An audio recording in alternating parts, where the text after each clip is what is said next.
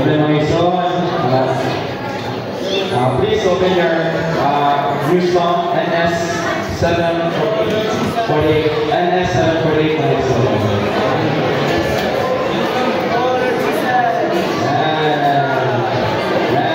Reverse circle.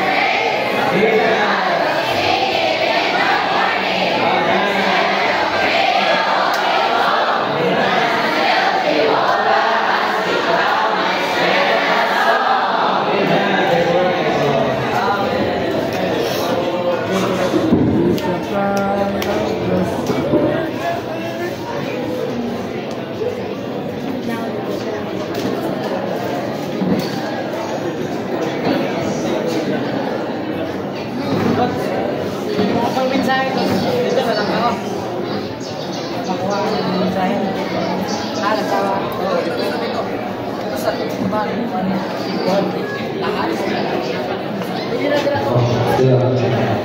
Praise the Lord. Amen. Manawag tayo sa sige ng microphone. Amen. Oh, Lord Jesus. Oh, Lord Jesus. Oh, Lord Jesus. Amen. Salamat. Hindi ka pa nagkasagol. Salamat sa kanang accommodating ng pagtagad sa mga igsoon dito sa iglesia sa likod mga igsoon. Kini nga paagi usa kini ka palagyanan nga ang mga batanon makita sa panahon sa pamatigayon sa Dios. Ang iglesia ni ay may igsoon dili na lokalidad kundi universuhan sa aron sa tuyo nga matuman ang walay katapusan tuyo sa Dios. Ang kini nga mong churching mga igsoon nahimo na siya annual activity na mo sa amuang mga YP. Aron sa tuyo nga churching na mo sila sa matag lain-lain nga lokalidad. Aron mapalako o mapalapad ang ilang pagkakita tungod sa dahil paghiuli sa Ginoo. Salamat kayo nga iglesia sa iyang likod ilawat namo aron sa tuyo nga mausa ka diha sa lawas ni Kristo. Ang pahat ng mga igsoon, no, sumala sa akong nakahimuslan, enjoy na mo ang 17, 18, o 19 sa book na kanang raising up for the next generation. Na-release na namo ang 17 o 18. Actually, nag-release na po ni 19 sa iglesia sa Marco sa tubig o dili po ang ikaduhang schedule ni mga igsoon. Salamat kita nga ang Ginoo padayon yung mga timan sa mga kabanalan. Nakoy basahon nga portion mga igsoon. Kalabot ni sa the reasons for Israel's forsaking of God. Sa Judges chapter 2 verse 6 to 10. Ako lang basahon mga igsoon. Para makita na to gamay no background. Kalabot aning pagpagatiman sa next or sa sunod nga kaliwatan. Men, sa versikulo 6, when Joshua sent the people away, each of the children of Israel went to his own inheritance to possess the land. And the people served Jehovah throughout all the days of Joshua and throughout all the days of elders whose days extended after Joshua, and saw all the great work of Jehovah that he had done for Israel. In verse 8, and Joshua, the son of Nun, the servant of Jehovah, died at the age of 110 years. And they buried him in the territory of his inheritance in Timnath-Heres in the hill country of Ephraim, north of Mount Gaash. In verse 10, and all the generations as well were gathered to their fathers, and another generation who did not know Jehovah for the work that he has done for Israel rose up after them. First 9 generation nga nakailan ni Jehovah. Sabi na itong generation nga kauban ni Joshua sabtang buhay pa siya. But after sa namatay na si Joshua, doon ay rose up nga another generations. Pero kini nga generations, wala na nakaila ni Jehovah. O tungod ni Ana, nagsugod dayon ang cycle sa Israel, no, ang miserable cycle nga diin history ni sa Israel nga ni-cycle siya kapito. Dayon naman pa dyan sa kapito, nakapito sila nga cycle nga balik ni Jehovah, wala na po sila simba ni Jehovah, di na po sila sa mga idols, until nag-logman sila sa nakasulat, pito ka cycle.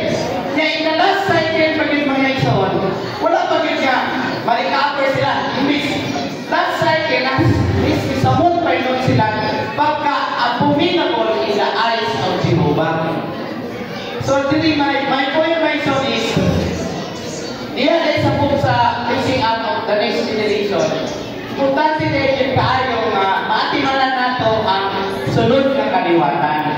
Kay basin ang kaliwatan karon nakailan ni Jehovah, niya ang sunod niya nato sili nakailan, di ba? Kung mo po nini, no, imbis mapadayon ang pahinay sa Ginoo, mabot ang tayo nga basta na po dili matuman ang pagkakas pagpatigayan sa Dios.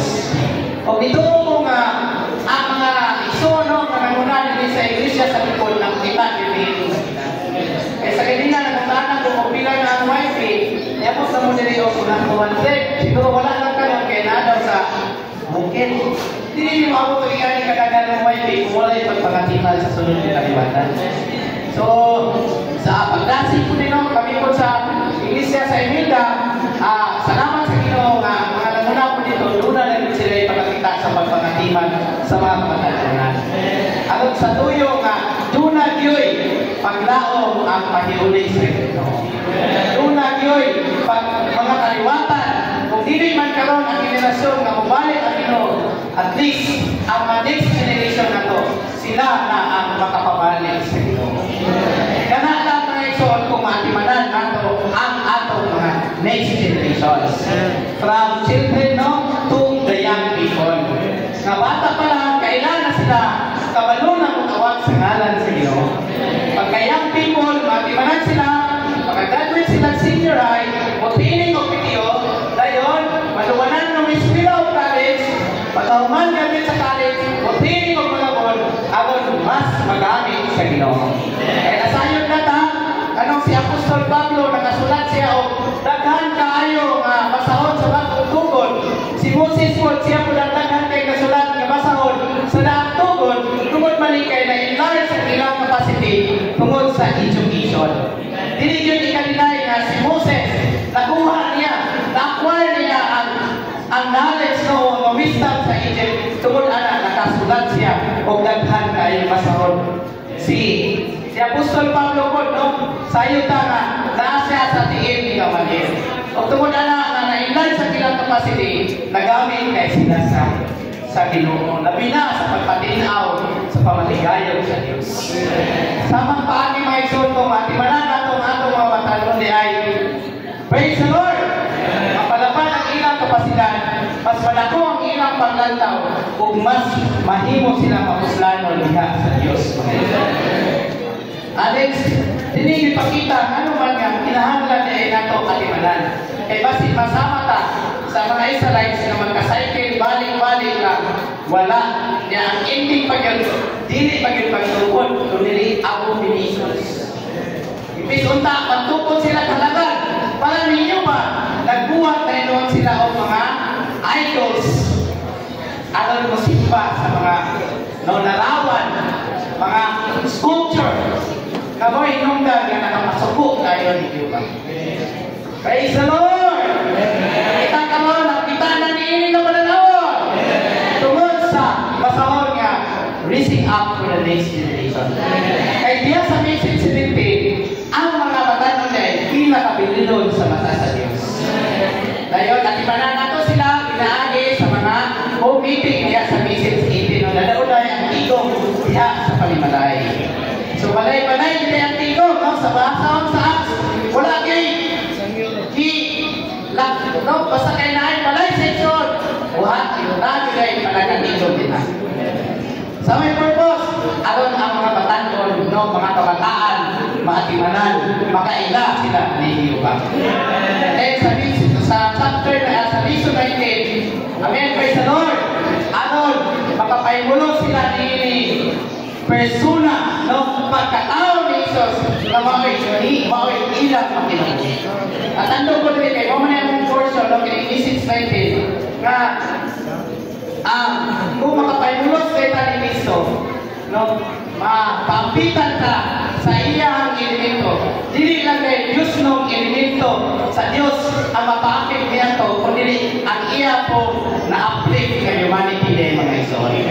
Hindi ng humanity, maumol sa pabatanon, umuni ang ilang makinabuhi, madaog nila ang pagkataki sa tanas. Kaya sa message 17, kung pinilon ang mga batanon sa tubangan sa Diyos, then sa message 19, na ako'y buhaton si Satanas, nga ang mga batanon dili magamit sa kamatigayon sa Diyos. No? Katong diskutan ng pagkatao ni Jesus, sa pagtungkol sa templo, nagamit ang tabla na nagulagway sa humanity. Dayon, ihalupan o pulawan nga nagpaandayag sa Diyos ng elemento or divine or divinity mga ito.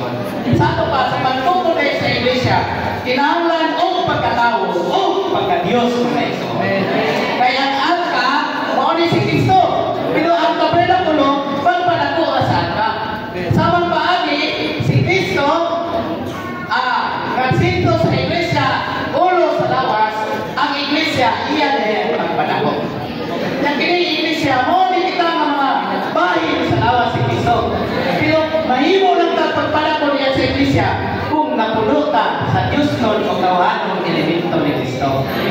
Sa ato pa, kung makapahimulos sa ni Kristo, mahimo na ito siyang mahimo na ito siyang pagkamao. Dili lang ang iyang pagka-Diyos, kundi ang iyang pagkatao kaniagi sa incarnation, human living, crucifixion, resurrection, and ascension.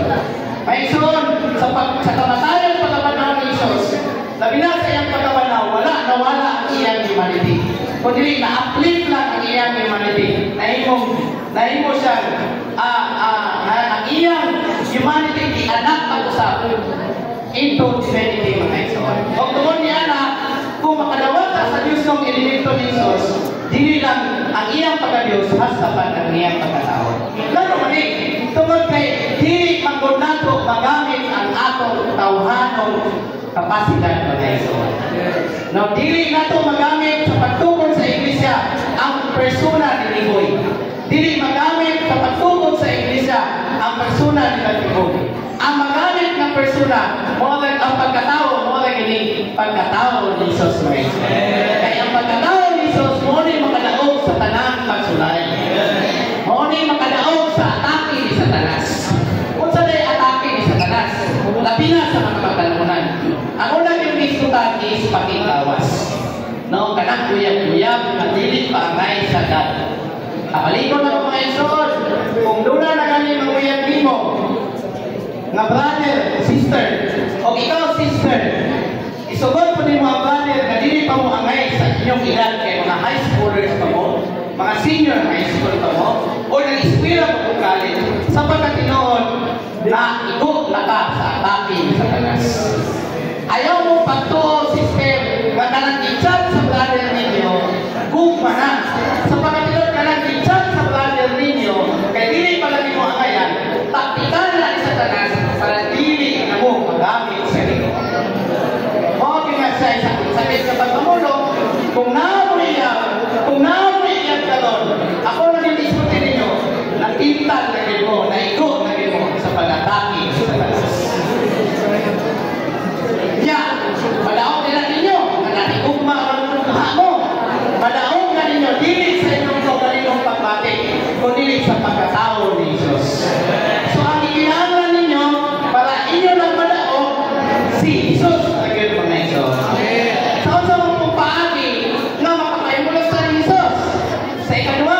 Si Pablo naghatag siya paagi.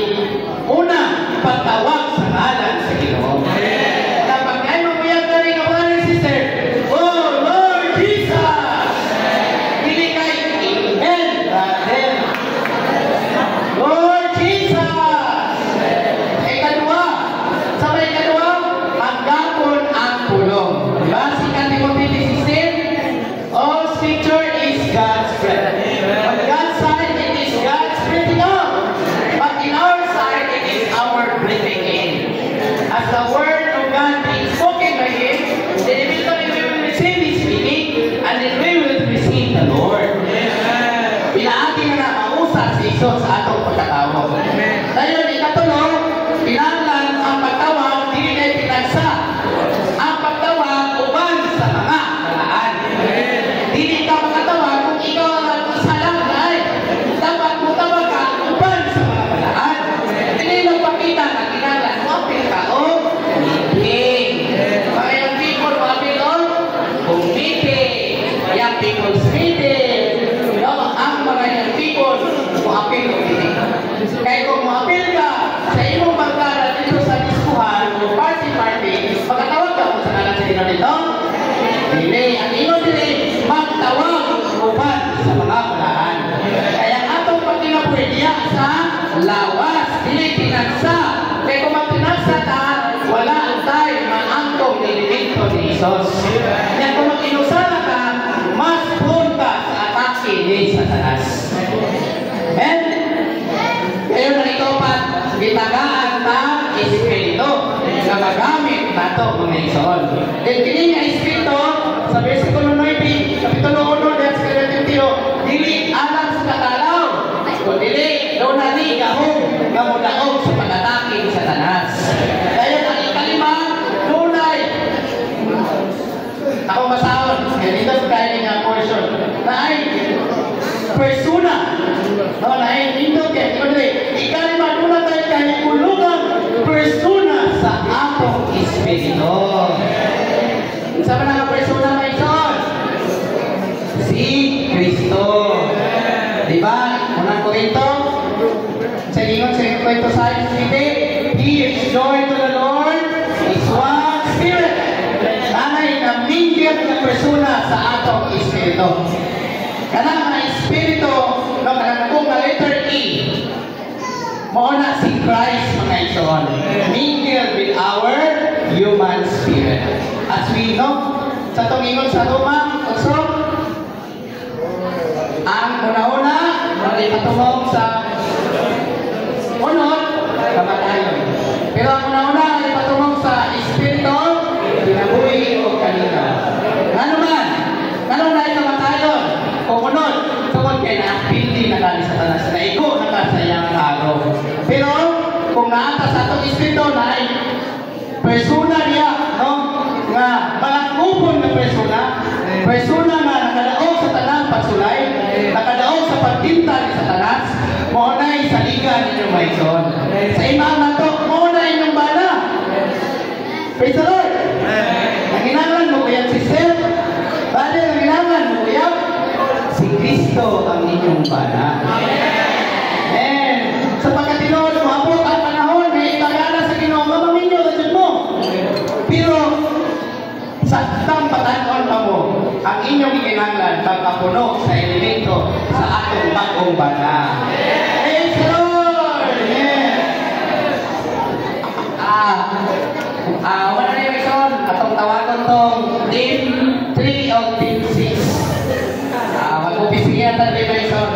Dili na lang ang brothers, hindi na lang talaan. Sisters mo sa Pikas. Dahil naman na yung mga ison, ang iyong pananong mga people sa iglesia sa Lakewood, ng Municipal Pool. After na rin mga patanong. Sige, Team 6 ka brothers, so Team 3, dahil sisters po, Team 3 o Team 6.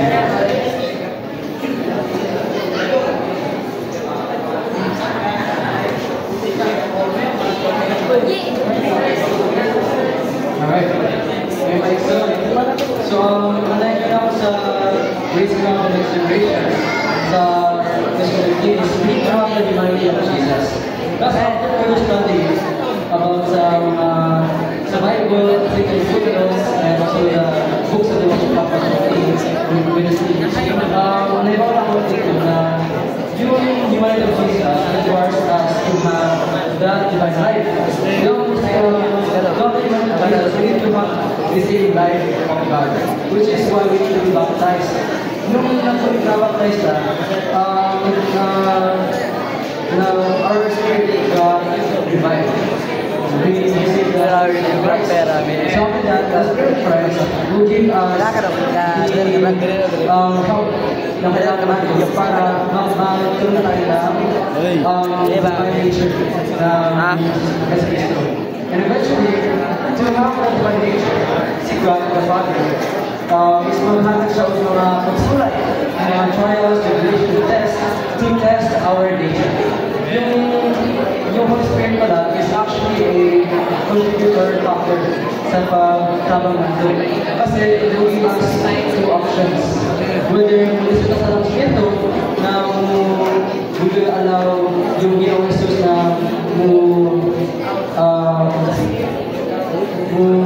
work sa atong sulod if we will remain in our human nature or divine nature.